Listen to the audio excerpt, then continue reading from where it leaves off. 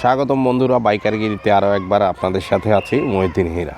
কেমন আছেন বন্ধুরা? আশা করি ভালো আছেন। বন্ধুরা, আজকে যে বিষয়টি নিয়ে কথা বলবো থাম্বনেল দেখে নিশ্চয়ই বুঝে গেছেন।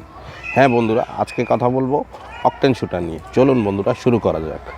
প্রথমেই আমি আপনাদেরকে কিছু কথা বলি।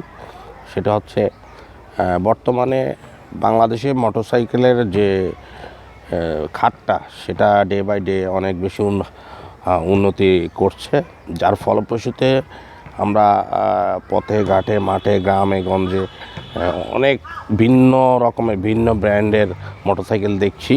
এবং সেই সাথে সেটার পার্টসের যে নিশ্চয়তা, সার্ভিস নিশ্চয়তা, প্লাস হচ্ছে যে আধুনিক নিত্য নতুন ফিচারগুলা, আপডেটগুলা, সেগুলো আমরা পাচ্ছি। তারই একটি অংশ হচ্ছে এই অকটেন শুটার।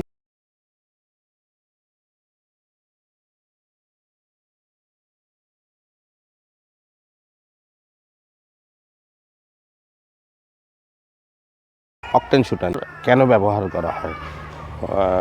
অনেকেই হয়তো জানেন, অনেকেই হয়তো জানেন না। তবে সঠিক যে তথ্যটা আসলে জানা দরকার সবার, সেটি হচ্ছে অকটেন শুটার মূলত ব্যবহার করা হয় আপনার পারফরমেন্সটা ভালো পাওয়ার জন্যে, গাড়িটার স্মুথনেস অনেক ভালো পাওয়ার জন্যে। হাইওয়েতে অথবা সিটি রাইড করেন, সেক্ষেত্রে আপনি যখন ফুয়েল ট্যাঙ্কে ফুয়েল লোড করেন যে কোনো ফুয়েল স্টেশন থেকে, তখন তেলের ভিতরে আপনারা সবাই জানেন যে অনেক রকম দাহ্য পদার্থ থাকে, রাসায়নিক উপাদান থাকে বা অনেক ময়লা থাকে, যার ফলে ফুয়েলের যে কার্যক্রমটা সেটা সঠিকভাবে হতে বাধাগ্রস্ত হয় এবং বিভিন্ন সময় আমরা বিভিন্ন সমস্যায় পড়ি। আর যদি আপনার বাইকটি এফআই প্রযুক্তির অর্থাৎ ফুয়েল ইনজেক্টর হয়, সেক্ষেত্রে তো আরও বেশি সমস্যায় পড়ি। তো মূলত বন্ধুরা, এই অকটেন শুটারটা এই কাজে ব্যবহার হয় যে আপনার ফুয়েলের ভিতরে যে ময়লা, যে আবর্জনা বা যে দাহ্য পদার্থগুলা, মানে যেটা থাকার কথা না, যেগুলো থেকে থাকে আমরা পাই, সেগুলোকে ক্লিন করে। বন্ধুরা, অকটেন শুটার কীভাবে ব্যবহার করতে হয় এটা নিয়ে সঠিক ধারণা না থাকার ফলে অনেকেই ঝামেলায় পড়েন বা বেটার পারফরমেন্স পান না। সেক্ষেত্রে যে কোনো ব্র্যান্ডের যে কোনো অকটেন শুটার ইউজ করেন না কেন, আপনারা সেটাকে দোষারোপ করেন বা এটার নেগেটিভ বিভিন্ন কথা উঠে আসে।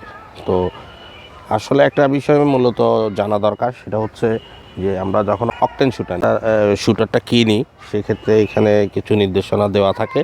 আপনি যদি ওই নির্দেশনা মোতাবেক এটা ইউজ করেন, সেক্ষেত্রে আপনি বেটার পারফরমেন্স পাবেন।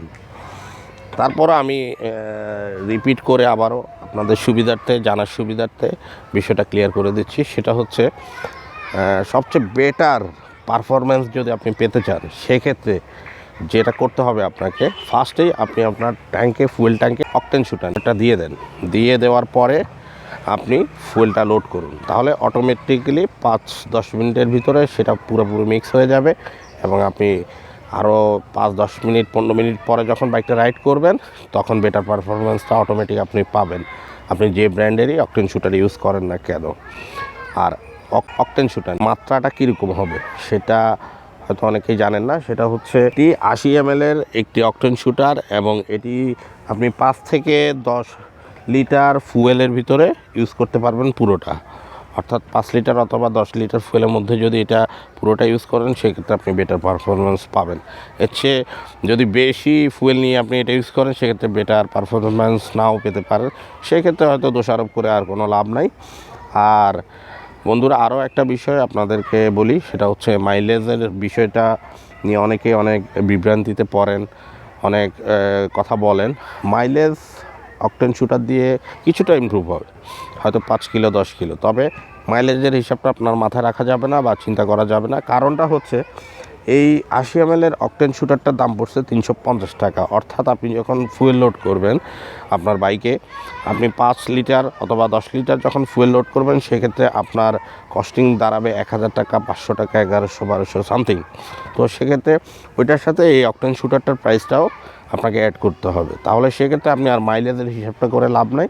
সেক্ষেত্রে আপনাকে যে হিসাবটা করতে হবে আপনার গাড়িটা কতটুকু স্মুথলি রাইড করতে পারছেন, কীরকম স্মুথ হইলো, পারফরমেন্স কেমন পাচ্ছেন, স্পিডটা কেমন পাচ্ছেন, সে বিষয়টা।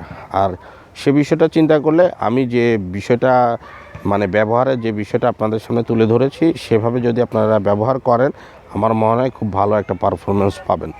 আবার অনেকেই ফুয়েল লোড করার পরে এটা দিয়ে দেন, অকটেন শুটারটা দিয়ে দেন ভিতরে। দেওয়া যাবে না, বিষয়টা সেরকম না, দেওয়া যাবে, তবে সেটা ঠিকঠাক মতো মিক্স হতে একটু সমস্যা হয়, যার ফলপ্রসূতে হয়তো বা একটু সময় নিয়ে এটা পারফরমেন্স করবে। হয়তো ততক্ষণে আপনারা ধৈর্যহারা হয়ে এটাকে দোষারোপ করা শুরু করবেন। বন্ধুরা, আজকের মতো এখানেই বিদায় নিচ্ছি। এই ছিল অকটেন শুটারের সংক্ষিপ্ত কিছু আলোচনা। আশা করি আপনাদের অনেক উপকারে আসবে। বন্ধুরা, যারা যারা ভিডিওটি দেখছেন, যদি ভিডিওটি ভালো লাগে লাইক কমেন্ট শেয়ার করবেন। আর আমার চ্যানেল বাইকারগিরি যদি আপনাদেরকে কিছু ইনফরমেশন দিয়ে হেল্প করে বা ভাল লাগে আমার চ্যানেলটা, অবশ্যই বন্ধুরা সাবস্ক্রাইব করতে ভুলবেন না। সবাই ভালো থাকুন, সুস্থ থাকুন, নিরাপদে থাকুন, বাইকারগিরির সাথেই থাকুন। আল্লাহ হাফেজ।